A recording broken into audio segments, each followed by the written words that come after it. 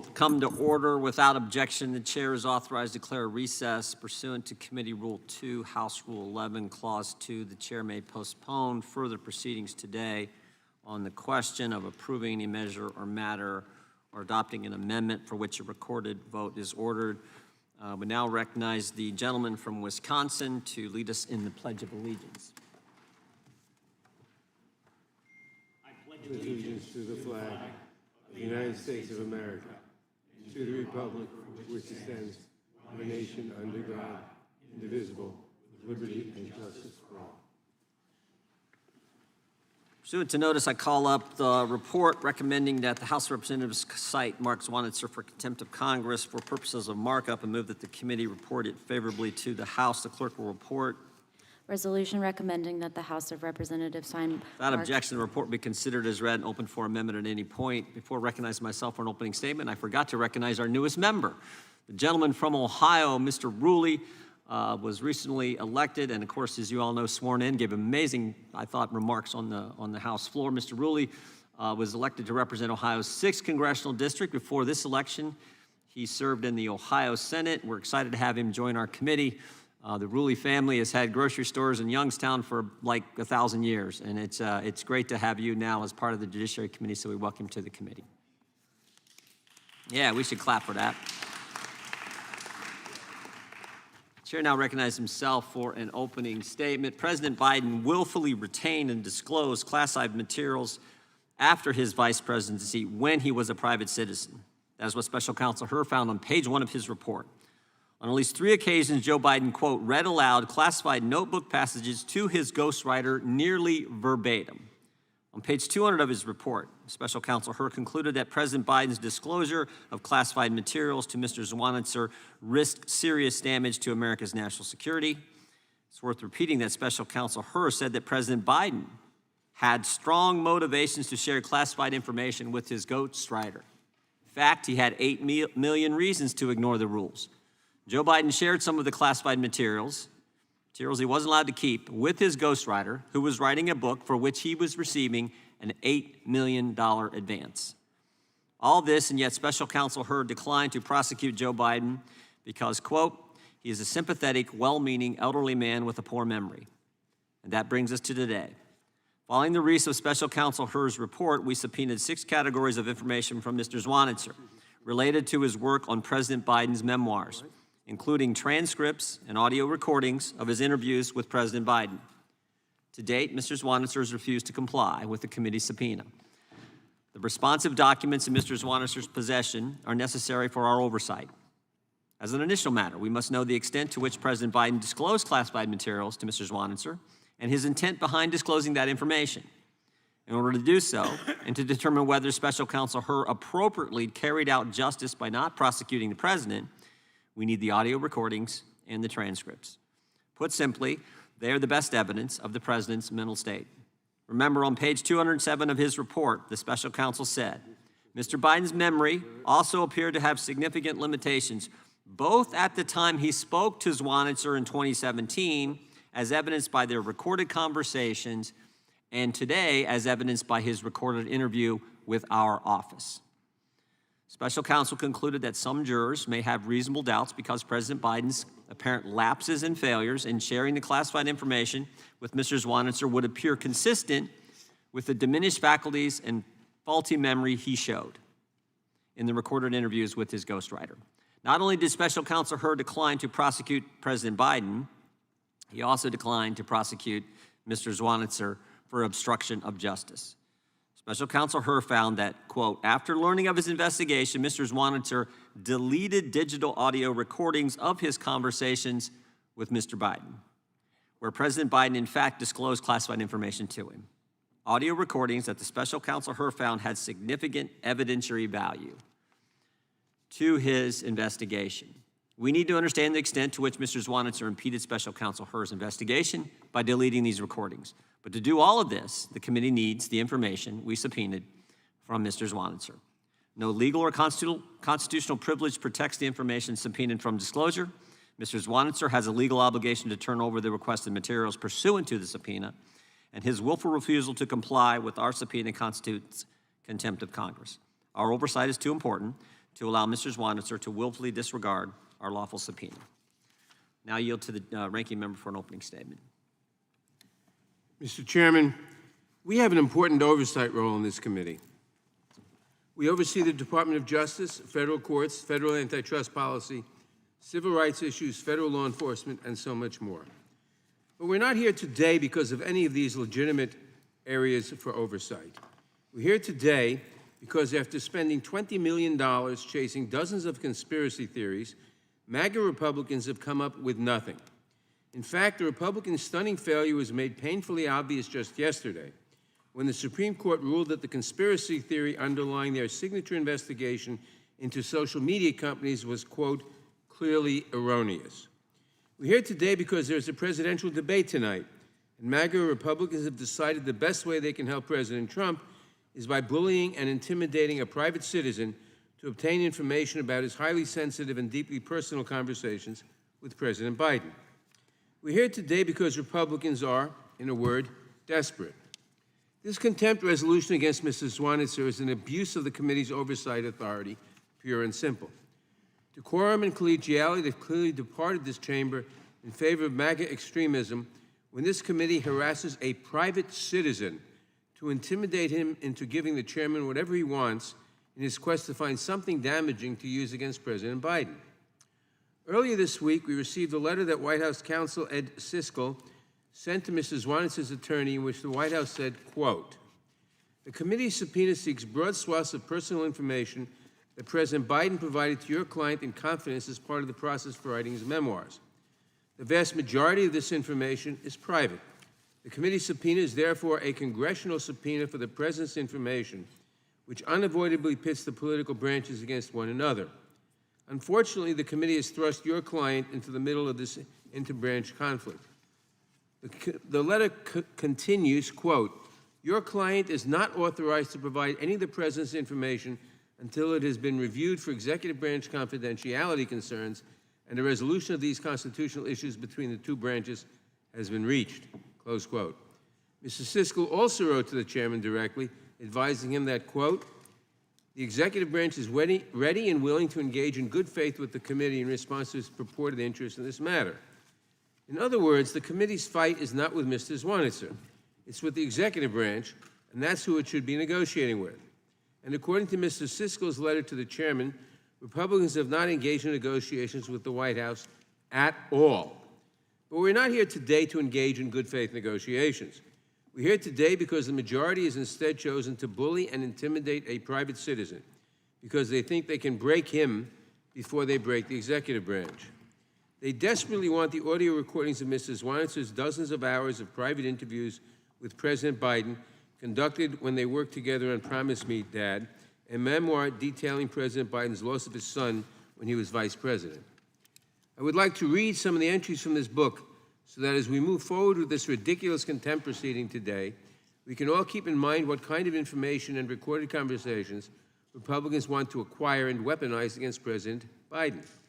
In his book, the president recalls telling his dying son, quote, I will never stop doing everything I can to keep you alive, to keep you with us. It's okay if you go now. It's okay if you don't fight anymore. It's okay to go to sleep. He recalls his son telling him, you've got to promise me, Dad, that no matter what happens, you're going to be all right. Give me your word, Dad. You're going to be all right. President Biden recalls making an entry in his diary after his son's diagnosis, writing, quote, no Thanksgiving would ever be quite the same. I pulled out my diary and started to write. I did have one big item for my own Christmas list that year, but I was keeping it to myself. Naval Observatory, November 30th, 2014, 7:30 p.m. Just home from Nantucket. I pray we have another year together in 2015. Bo, bo, bo, bo. He recalled making another entry. As Air Force 2 took off, I felt compelled to open up my diary and write, March 29th, leaving MD Anderson with hope. Bo is an amazing man, as is Hunter. He is staying with Bo until the next procedure. I'll be coming back. I paused. What else was there to say? I was afraid if I really opened up, I would give in to a lurking despair, and I could not allow that to happen. I could not allow Bo or anyone else to see that, ever. I set aside the diary until the flight was nearly over, then picked it up again to add one line. Just landed, 6:07. I feel so goddamn lonely. He also recalls watching his son wither before his eyes. My eye was drawn to Bo as we talked. It wasn't yet late in the evening, but it was already tiring. He was so gaunt, and his face seemed drained of color. I could see the outlines of the leg brace through his pants. Bo had been losing recall of more and more proper nouns lately, and he seemed less willing to fight through it. Ashley, Bo's sister, had told me that Bo was no longer inviting her into the room for his speech therapy because his decline really bothered him. Bo said almost nothing that chilly February night in Washington. He would whisper something to his brother instead, and Hunter would speak for him. Unquote. I think most parents would agree, watching your child suffer and die is the worst possible torment you can imagine. And that tragedy, that heart-wrenching, gut-churning agony that President Biden endured is what Republicans want to use against him. Their desperation knows no bounds. And don't let them pretend here that they have compassion for President Biden's loss or that this request has anything to do with oversight. If this committee really wanted to conduct oversight, they would work in good faith with the DOJ and the White House, not employ intimidation tactics and punitive subpoenas against a private citizen. They don't want to conduct legitimate oversight. They want to get those audio files to help MAGA Republicans this election cycle.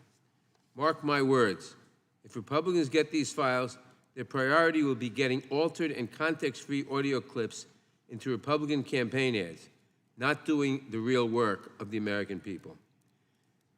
This is about digging for embarrassing audio of President Biden when he was in a vulnerable state discussing the death of his son. This is about their political game. Oversight Chairman James Comer said so himself in an email.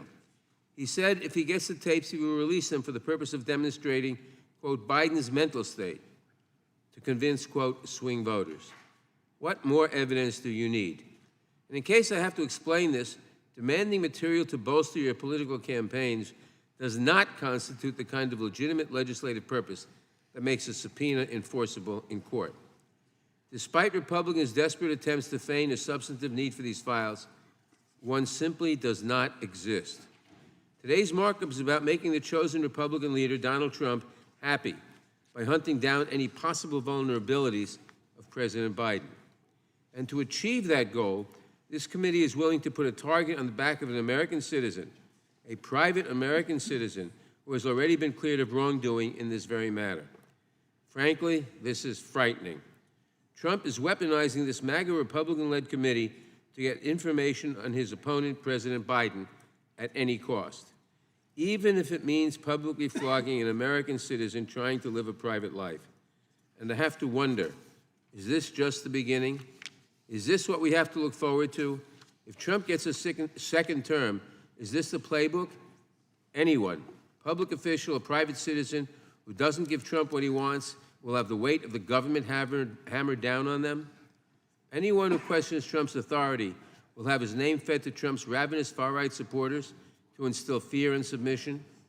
Anyone who asserts their constitutional rights to get in the way of a Republican agenda will be held in contempt by Trump's enablers in Congress. That is not an America I want to live in. That is not the American democracy I have devoted my career to fighting for. And I know this is not the country the American people want. Every American should sit up in fear watching this public attack on a private citizen. If he isn't safe from this kind of government abuse, what makes you think you are? I urge members to oppose this dangerous resolution, and I yield back. Gentleman yields back. I would just add, Mr. Zwanitzer is in fact a private citizen who tried to destroy evidence once an investigation was announced, the very evidence we seek in our subpoena that he fails to comply with. That's why we're here. Without objection, all other opening statements will be included in the record. The chair now recognizes himself for the purposes of offering an amendment in the nature of a substitute. The clerk will report the amendment. Amendment in the nature of a substitute to the Without committee. objection, the amendment in the nature of a substitute will be considered as read and shall be considered base text for the purpose of the amendment. The chair now recognizes himself to explain the amendment. The amendment makes a grammatical change on page 5 of the report. It does not change the substance of the report. Who seeks recognition? Gentlelady from North Carolina is recognized. Mr. Chairman, I move to strike the last word. Gentlelady is recognized, excuse me. Thank you. I am not surprised that the majority has taken this ridiculous fight with the executive branch to a private citizen. They're bullies. Mr. Zwanitzer is a writer and director, not a political figure. And his attorney has repeatedly explained that Mr. Zwanitzer is not in a position to determine what materials he can share with this committee, especially when the executive branch has asserted significant interest in this material. Going after a private citizen who is now caught between two branches of government is not only legally bankrupt, but also an unjustified abuse of power. Mr. Zwanitzer set out to write a memoir in President Biden's name about the death of his son, Beau. Nothing more. He's now caught in a legal battle in which he has no stake, all because the majority on this committee is desperate to get its hands on any material related to President Biden in order to justify its relentless and fruitless investigation into anything and everything related to this administration. Congress is supposed to work for the people, for people like Mr. Zwanitzer, who, in addition to his work with President Biden on his memoir, is working on a documentary about the creation of the Transcontinental Railroad. Instead, the majority is attacking the people, the very people it is supposed to protect and represent. I refuse to be associated with this attack on a private citizen, and I refuse to be associated with the members of this committee who are leading this charge. And as the ranking member said, this has been timed for the debate. It has been timed for the election. It is nothing more than a political stunt, and it is an abuse of power. Thank you, and I yield back. Gentleman yields back. Who seeks recognition? Gentleman from North Carolina is recognized. Thank you, Mr. Chairman. I wonder if my friend from North Carolina would engage in a colloquy. So if I'd like to pose a question to Ms. Ross, given what was just said. Mr. Zwanitzer was the ghostwriter of what you just described, and the ranking member before you described as a book about the death of President Biden's son.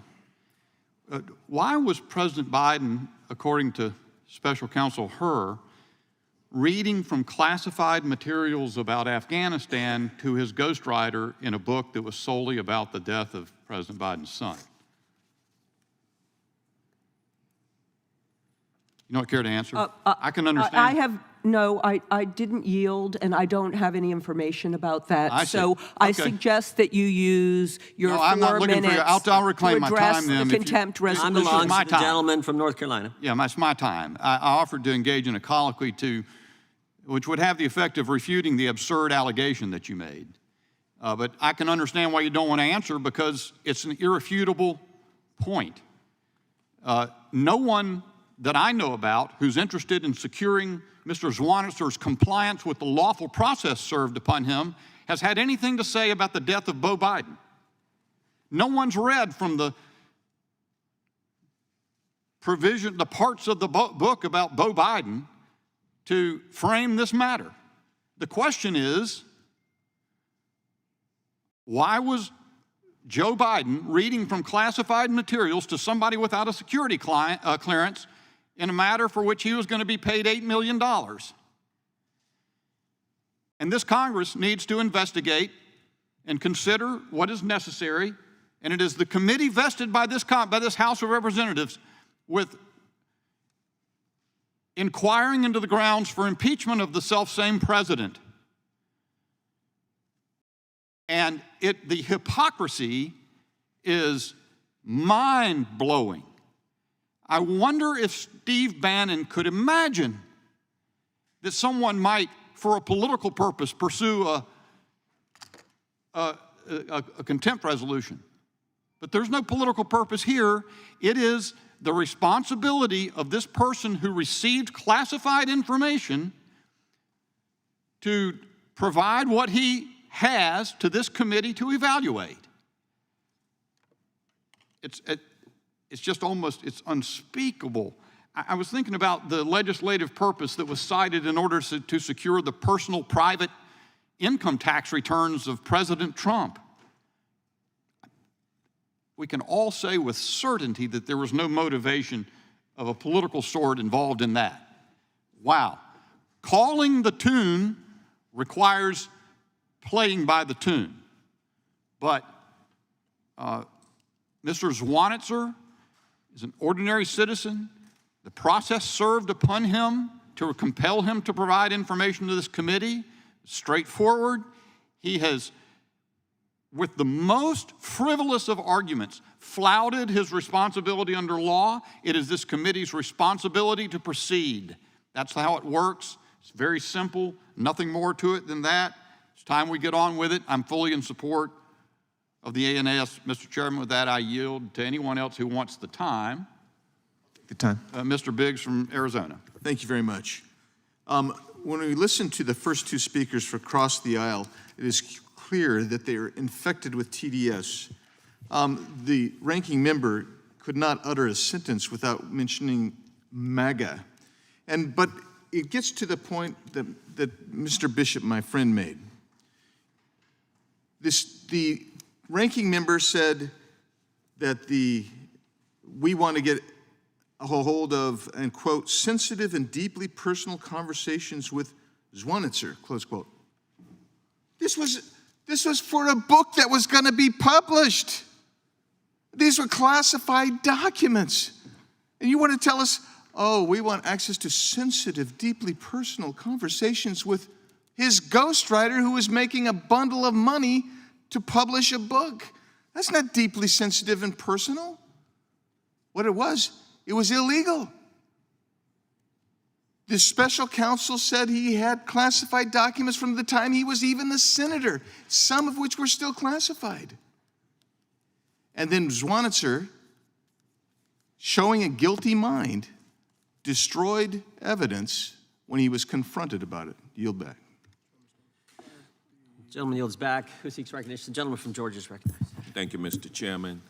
Today is a sad day in history, in the history of this particular committee, that we have stooped to the point of trying to intimidate and bully a private citizen, a journalist, no doubt, who has collaborated with President Biden at some of his most sensitive moments about very sensitive issues, the death of his son. And this committee is using its power to try to get at some audio tapes between this journalist and President Biden, wherein President Biden is discussing these kinds of sensitive matters. And the only reason why the other side is doing it is because they're now trying to scrape up as much information as they can to make Donald Trump happy, because he needs fodder for campaign ads. And so that's why this audio is important to my friends on the other side of the aisle, just to appease President Trump. And, you know, fact of the matter is this is the outgrowth of $20 million in taxpayer money having been spent by this committee and this Congress investigating President Biden and Hunter Biden, trying to find evidence of a criminal gang as they have billed it. They have come up with no evidence after spending that much money and all of the staff time. They've not been able to come up with any evidence of corruption by President Biden or his family, which they call a crime family. This committee has been front and center in that investigation. it has been fruitless. In addition to this committee, you've had folks like Robert Hur, a special counsel, a holdover from the Trump administration, yes, special counsel, who looked into classified documents that were found and turned over by President Biden that were in his possession after he had left office. And Robert Hur looked into it to determine whether or not there was any criminal liability. And he found none, but he chose on his way out issuing a final report to include in that report inappropriate characterizations of the president's mental competency, President Biden's mental competency, for the express purpose that was a giant breadcrumb offered to this committee to enable them to follow up on that as they are doing right now. So in addition to those fruitless rabbit hole investigations, now we have morphed into, okay, we need to get the audio files of the Ghostwriter for President Biden. Isn't that a ridiculous use of this committee's time, that we're sitting here and a private citizen is being bullied and intimidated and threatened, a journalist, by this committee? It's really a sad day. The American people see that this is doing nothing to make life better for them. This is just an outgrowth of a rabbit hole investigation. It'll go nowhere. We're wasting our time. The American people expect us to do the business that makes their lives better. That's what we need to be about, putting people over politics. And so I will yield back the balance of my time. This is a sad day. Gentleman yields back. Who seeks recognition? The gentleman from California is recognized. If the MAGA impeachment investigation was a missing person, we'd all have Amber Alerts on our phones a long time ago. And that's what this is really about. They promised you that they were going to have the goods to impeach the president, and they failed. They came up short. You've got nothing, nada, zilch, zero. It's a big goose egg. And so you're just screwing around now on the margins with this batting practice, exhibition, preseason game like exercise because you're not ready for prime time. I'll yield to anyone who will tell me when you're bringing your impeachment vote. If anyone wants to tell me, because you promised the American people you were going to impeach President Biden. So bring it. I'll yield. Bring it. Come on. You promised the American people. Bring it. Don't screw around with this I'll be glad stuff. to speak to that. Yeah. Do you have a vote, Mr. Bishop? Yeah. Okay, make the motion. Here's make the the answer. motion. Here's the answer. Make the motion. No, Come on. you didn't ask me to Come make a on, motion. big You man. asked me to You talked explain about when this it would all the occur. time. You want me to Come answer on. you? Was it a question you're you want to a big answer? man, right? You talk about impeaching the president. Bring the motion. I'll be glad to answer your Come question on. if you want an Bring answer. the motion. You Come mean on, you don't Biggs. want an answer? Come on, Biggs, bring the motion. Stop wasting our time. You're wasting our time. Here's the answer. You're As wasting soon as our they time. stop Bishop, come stonewalling on. the investigation, Bishop, we you can get got to the next nothing. step. You guys got nothing because Joe Biden has been acquitted. And this is just a pathetic postgame of a exercise that yielded nothing. This is embarrassing. It's embarrassing and it's a waste of time. You have people sitting in here who are wearing shirts that say moms demand action. Do you think moms are demanding impeachment? No. They want their kids to be safe in their classroom from gun violence. You actually sit on a committee that can do that. Man, come here and do something. You have a colleague right now who's trying to put the Attorney General in handcuffs with this Anna Paulina lunacy because she can't accept that the former president was arrested and convicted. In her own district, she has some of the highest home ownership insurance rates in the country. Her state has a 6-week abortion ban. And this is the lunacy that she's coming here and focusing on? Guys, it's over. It's dead. It's rigor mortis. And it's time to move on. I yield back.